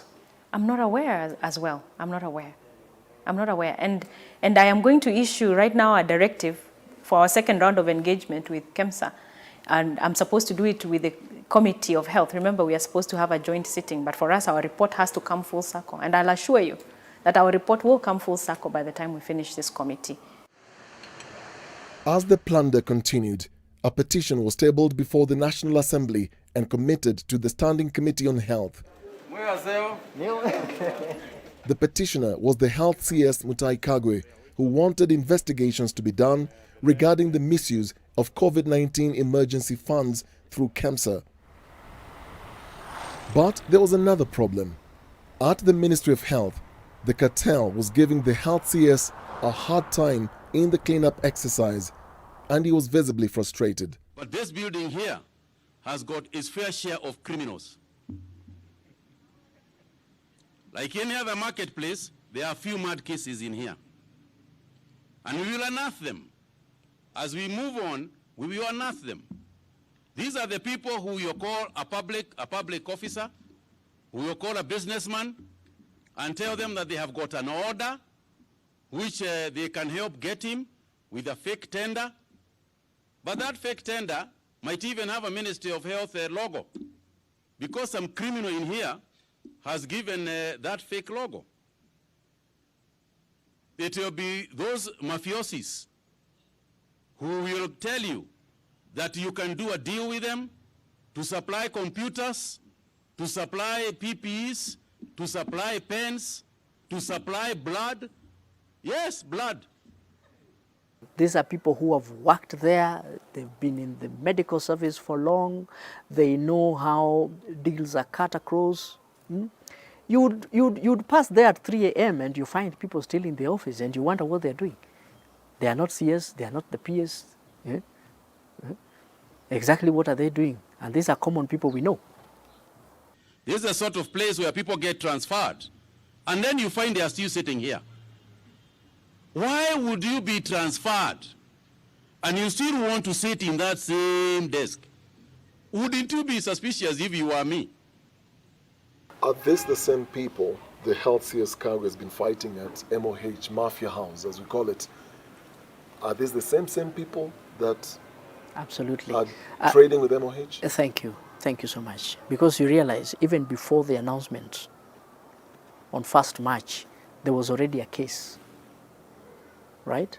There was already a case at Ministry of Health where people who are not employees of Ministry of Health could actually access the boardroom at the MOH, and I'm talking about an executive boardroom. They would bring people who are people calling themselves suppliers. They would create documents which are neither here nor there. They would sit with them, conduct meetings, and obtain money from them. Me, I've never seen a cartel. I have been warned I'll come into contact with them as we continue doing our investigations. Every time you start doing money investigations, you're warned that you're going to come into the face of these things. It's a bit scary, I must say. I have never been in that tough before. But these are faceless people. That's what they're saying. You will never quite hear a name. As the plot made up of government officials, politicians and ruthless business people was enjoying the protection of influential individuals, the country urgently needed a significant supply of PPEs. The rate of infection was going up rapidly. As we settled down to speak to a doctor who tested positive but is now negative, the frustration for the frontline healthcare worker is written all over her face. How are you handling it? It's a little bit scary, but you have to accept it. Because once you get it, I think you'll live with it. This thing is real. Are you afraid when you walk into those wards to treat these patients? I am afraid, yes, because now we don't know whether you are protected or not, you still get it. For you as a frontline worker, how has been your experience? It's been a tough experience. People are scared, including the health workers. 2 to 3 months down the line, you find that even health workers are getting infected. So it's like people don't know where we are heading to. We don't know who is safe. For healthcare workers, their first line of defense is this government. As the global demand for personal protective equipment skyrocketed, local hospitals were running on deficits, and some people were now eyeing the PPEs meant for Kenyan doctors. For PPEs, it is true that we also experienced an incident of persons wanting to steal PPEs, I assume, to go and sell them, to private hospitals and so on and so forth. So again, these are thieves. When a CS says he's trying and you can see he's struggling to get it right, then where does that leave the rest of us? Those are really the challenging issues sometimes from where we sit, because this corruption is about Kenyans now to decide. In the middle of a pandemic, at a time when we are discussing healthcare workers maybe working somewhere in Kericho, lacking PPEs, we are also talking of few individuals in charged with the duty of managing a given institution, overseeing funds usage. Reports of corruption is it's unfortunate.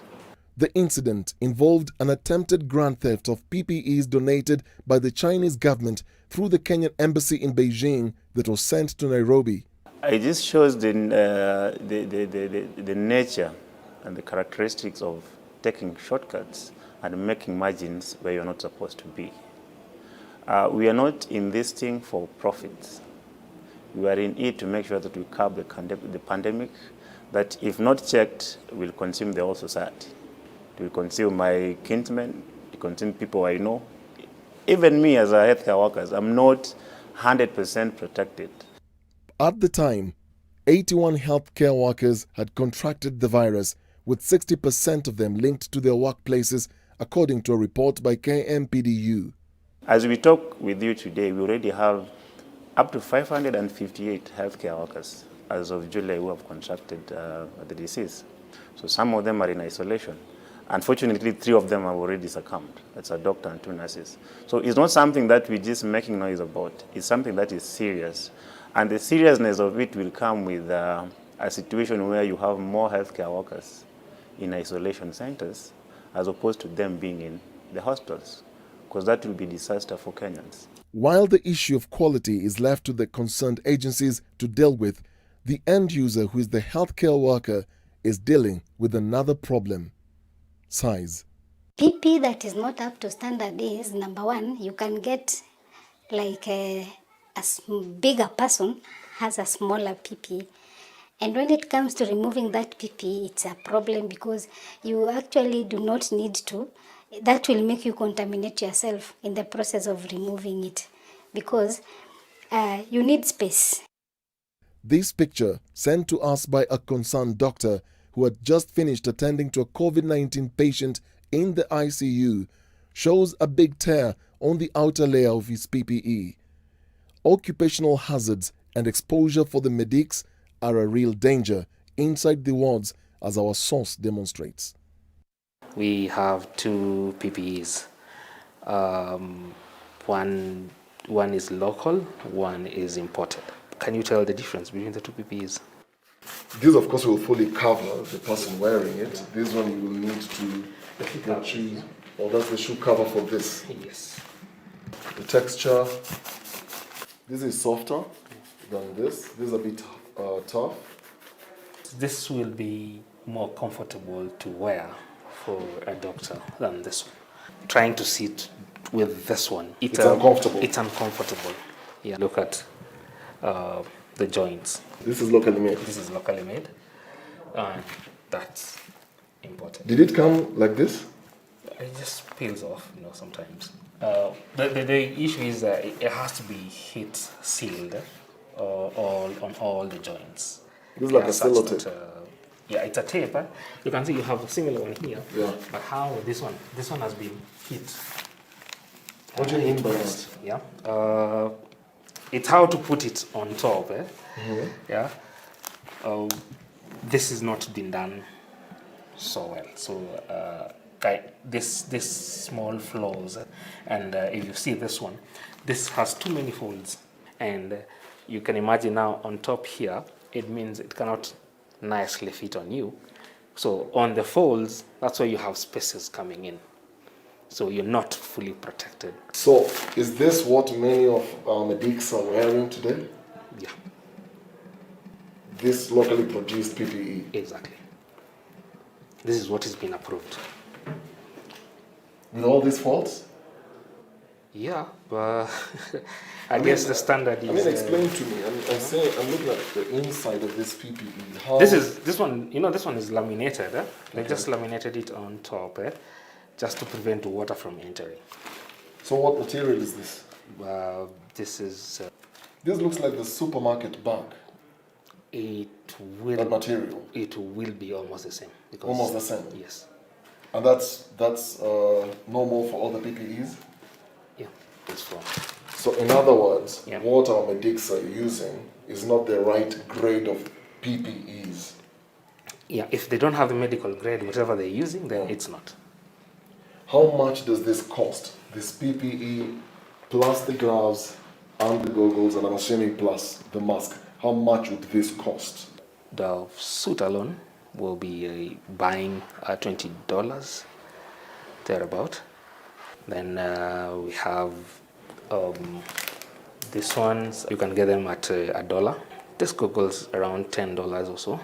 Gloves, I can say it's point something for $1, so the price is not that much. But right now, getting gloves again, it's becoming a challenge. Okay, so in a nutshell, the suit plus the gloves and the Imported, face mask are imported is nearly $3,000. $4,000, 4,000 Kenyan shillings, let's say. $300. Yeah. Look at the folds on this. What's wrong with this? Now, you see, what we are protecting is airborne. Okay? Yeah. So that's why they tell you, even when you're wearing your mask, it has to be tied in so that you're only breathing through the mask. So, but now when you have something that is allowing air to enter inside the folds, then what are you protecting? Nothing. So this is wrong. Yeah. Okay, comparing that to this now. See. I see the see difference. This one comes in straight. I see the So once you difference. put it up, then it comes in straight.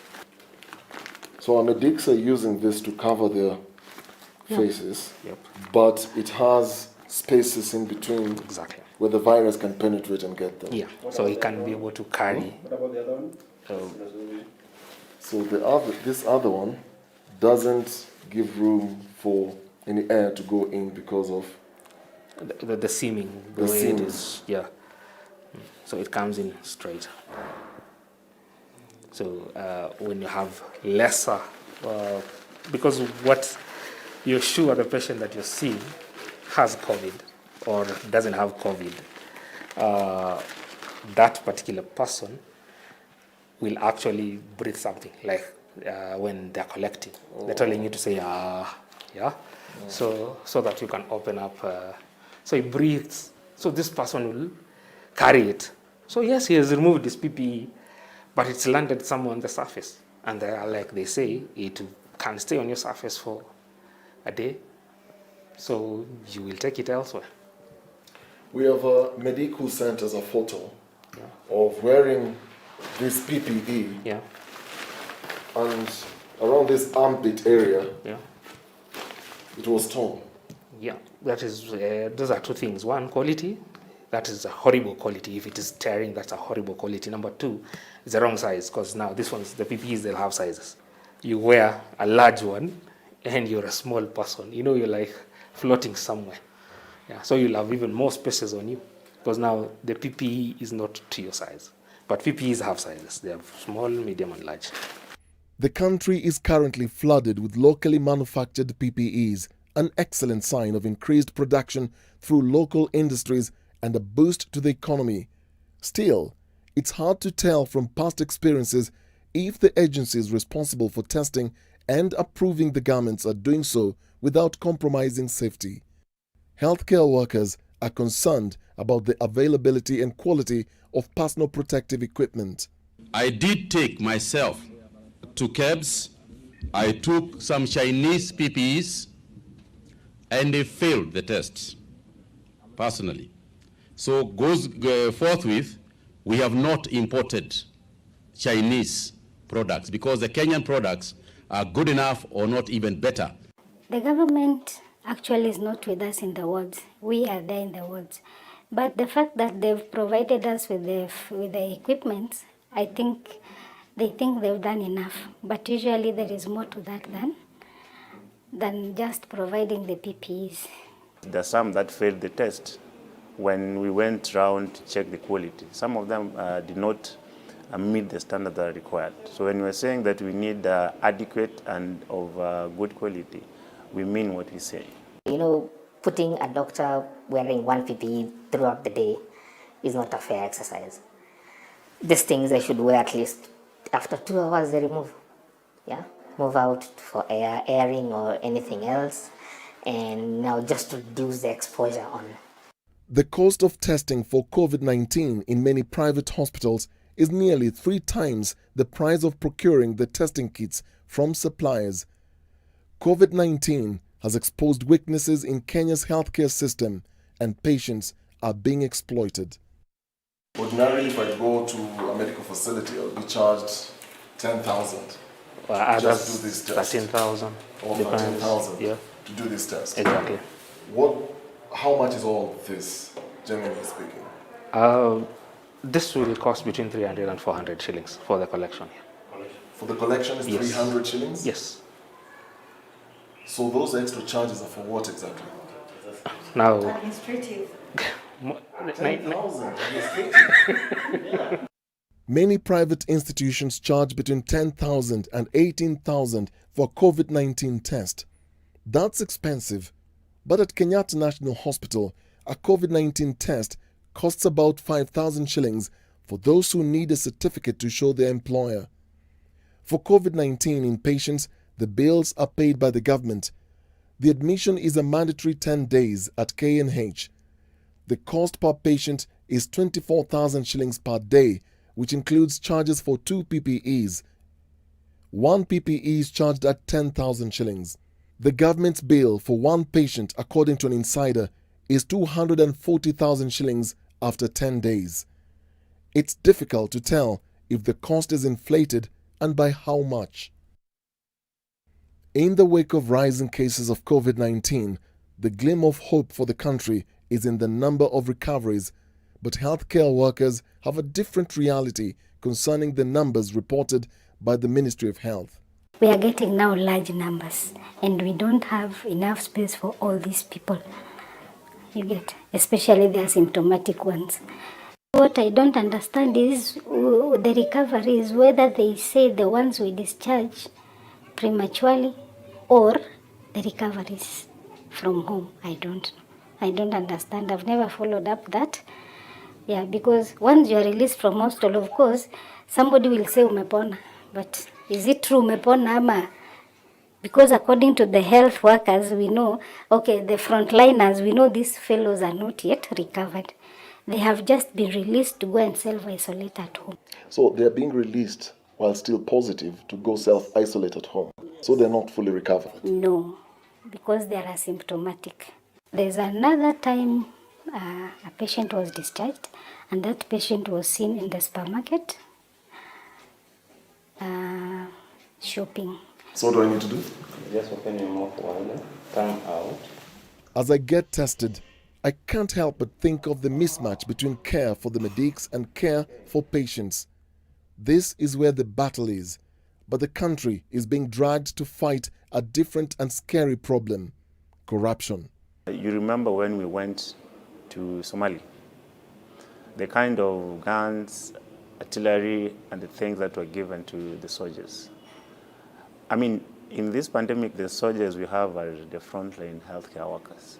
To an extent that a frontline healthcare worker can lack a PPE, is not something to smile about.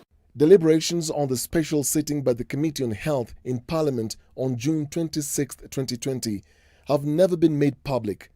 A legislator who spoke to NTV Investigates on condition of anonymity said submissions before the committee found KEMSA officers failed to conduct due diligence on the suppliers and the products and equipment supplied, and one member said KEMSA was wrought with cartels endangering the lives of Kenyans. The source further said the scope of services provided did not meet the specifications and quality recommended. Pricing of equipment was guided by bad morals and greed. One of the prayers to the committee was to urgently investigate the conduct of KEMSA and the Ministry of Health and suppliers. Maybe you are not privy to some information. I don't know how this would be taken, but I would speak my mind. When the issue of KEMSA came, the first thing what happened is that officers, I will not say from which particular, department, but officers went and confiscated some of the documents. They confiscated some of the computers at KEMSA so that they could paralyze the investigations. So DCI or EACC coming to investigate would not actually get any documentation, would not get the information they're looking for. So I would come out, or members of the public would come out and blame this institution, saying the EACC is not doing enough. They are doing enough, except the information was taken. How was this managed? This was managed by top government officers who are calling and giving directives and instructions on what should be done. We can't go like this. to an extent that we are talking about corruption even in the middle of a pandemic. We can't go like this in the country. The corruption problem has now moved from the national level to the counties. Now the fight is in the counties. The billions have been distributed to the counties. We have to get those counties now to account for each cent. The money that we release to the counties, the controller budget must be satisfied that it meets all the regulatory procedural steps. Already we have statements from senators. Individual senators have already raised statements to our committee. In fact, part of the reason why we said the best way to do it is through the Auditor General's office. We've done county visits like we did Isiolo. Isiolo we did early on because the senator of Isiolo, Senator Dulo, raised a statement because she had whistleblowers who said the governor is misappropriating COVID funds.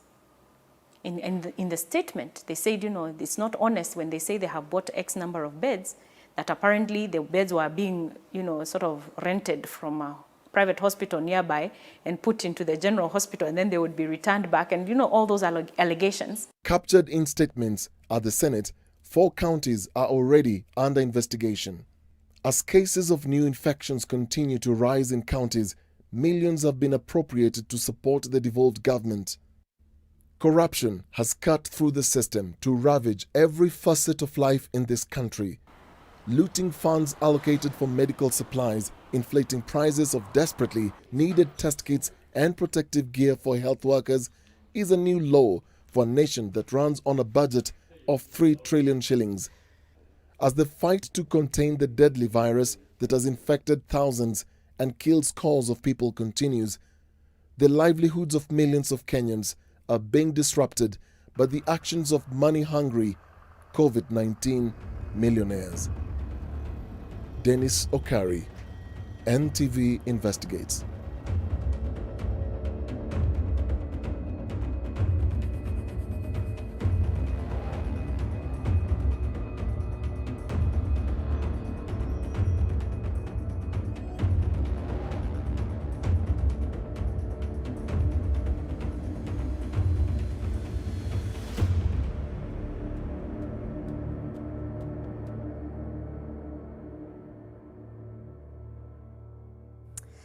COVID-19 millionaires, and guess what? That is not the end. There is more. So you want to stay tuned to the next episode of the looting in Kenya. Just a few feedback here. At Kenyan Mugo saying, I love Kenya, but if people in power can dare be corrupt at a time like this, we will be a third world country forever. I am only 17 years old and I can see this, waiting to see how the government will act on this. At Mutonga Maraigwa saying, but COVID-19 millionaires is a replica of what is happening across the public sector. This disease is systematic happening across board in the public sector simultaneously. Otwanjiko Kega saying corruption was growing at the same rate as COVID-19. Wow, just wow. Toto Lamongo saying our ancestors must hear of this. Well, we hope they can help. And I leave you with this illustration there by Gado, as if milking the cow dry was not enough. Let's take a break. We'll be back with the sports.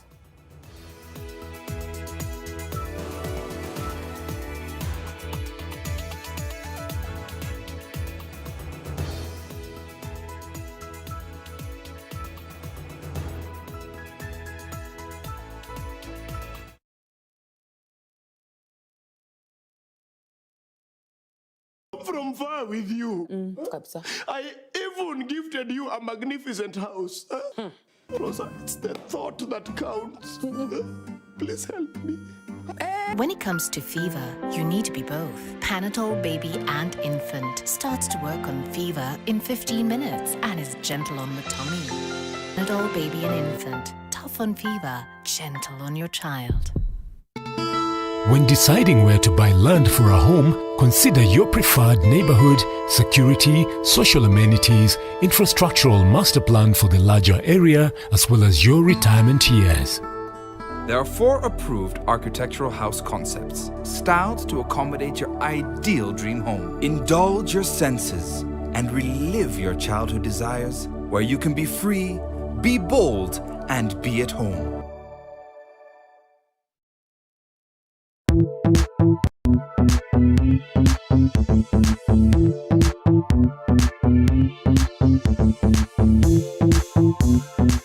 We admit both self and government-sponsored students for our degree, diploma and certificate programs that are accredited by the Commission for University Education. Do not be left behind. For details on our online learning programs, log on to www.ztech.ac.ke and apply today for the September intake. ZTech University. Invent your future. Kama kuna mtu kwa life yangu nimemeet kichwa ngumu ni wewe. Guy, everything anasema even if I don't want to. He is the head and lazima ni submit. Huwezi toa watu kwa schedule yao serious. We talk about submission in the house sahi. Hiyo kule ulilelewa unapata mzai, yeye akiingia tu kwa nyumba unatoka. Ama unakuwa busy. We have submitted. We love them. We honor them. We cover even their weaknesses. Apart from being your wife, I'm a human being with feelings, with emotions, with ambitions, with a brain.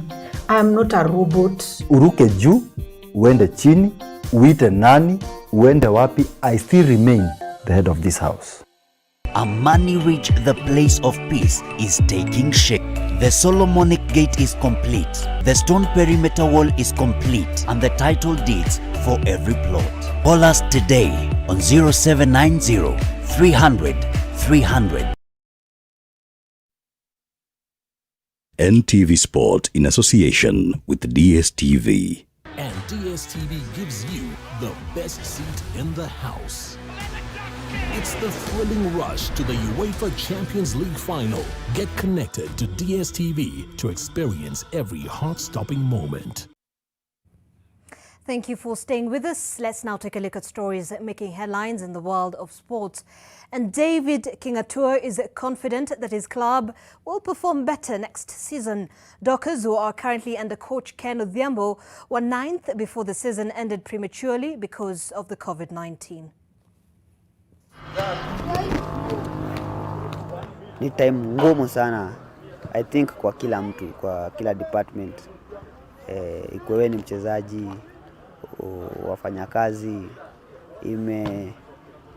imeturudisha nyuma kidesign, but tunapambana nayo, tunafuatilia zile sheria tumeambiwa tufuate na governor na Ministry of Health, na tuna hope soon itaisha, cause watu wengi wafanye zile vitu au fanya zile vitu wanapenda. Kama mimi mtu wa kucheza ball, nimekaa out kwa muda mrefu sahi.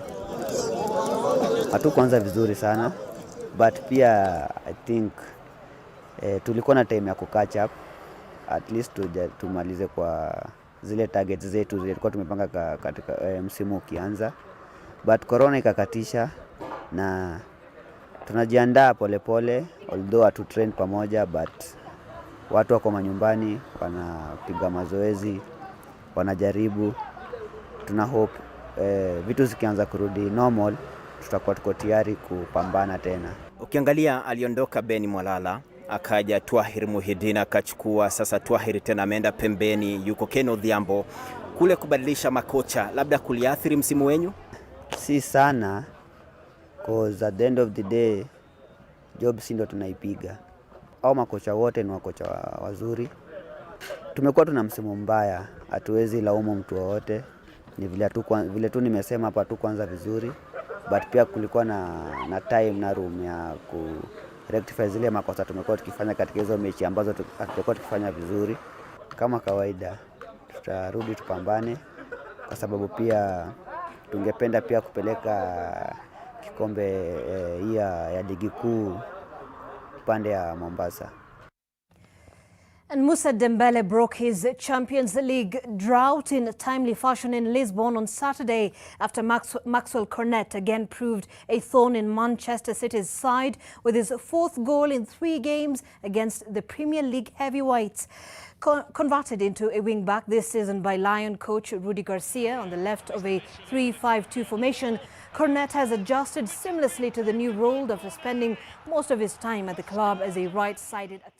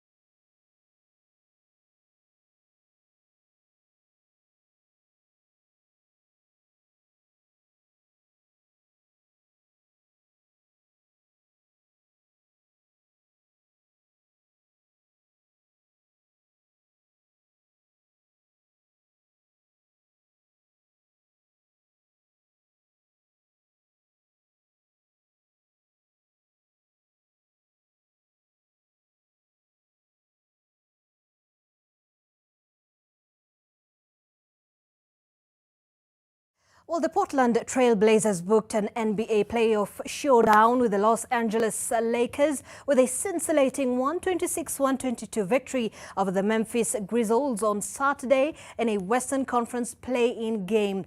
Damian Lillard scored 31 points and Bosnian big man Jusuf Nurkic delivered 22 points and 21 rebounds as Portland rallied from an 8-point fourth-quarter deficit.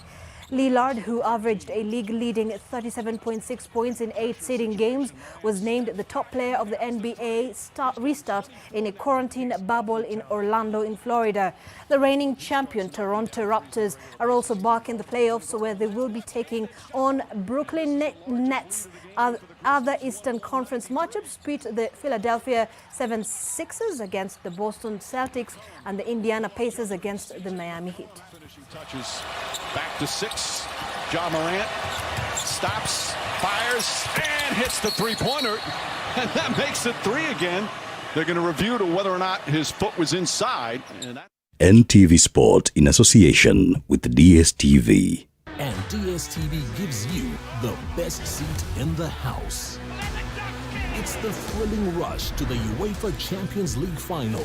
Get connected to DSTV to experience every heart-stopping moment. All right, there you have it. That brings us to the end of our bulletin this hour. Many thanks for watching and keeping us company. And for your feedback, you can continue engaging us on our social media platforms at NTV Kenya, Dennis Okari, at Zainab Ismail. Remember, the hashtag is COVID-19 Millionaires. And like I said, this is not the end. It is just the beginning of what will be unearthing information, which we'll be bringing to you in our next episode. Thank you so much to our special projects editor, Dennis Okari, for that special report. My name is Zainab Ismail. Our sign language interpreter this evening was Flora Atieno. Do stay safe and God bless.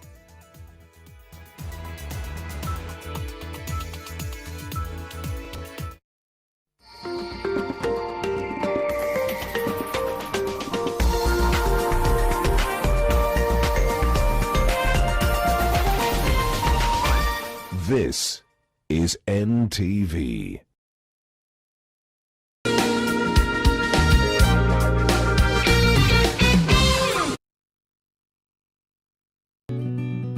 I help women find independence by training them in fish farming. It's tough on my back, joints, and can cause headaches. Panadol Extra relieves multiple types of pain. If symptoms persist, seek medical advice.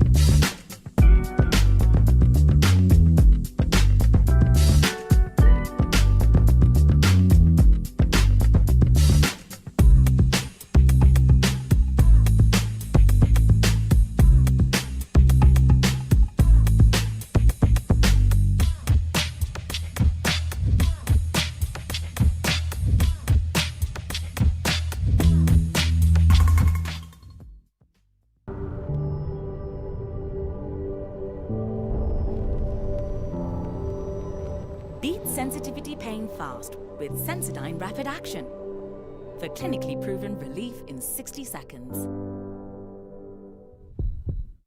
Get free access to digital learning today. For primary and secondary students, one can now access learning and revision materials that has been approved by KICD. Dial *291# and subscribe to Safaricom Digital Learning and Shupavu 291 today. Tufungue njia, elimu iendelee. Kama kuna mtu kwa life yangu nimemeet kichwa ngumu ni wewe. Guy.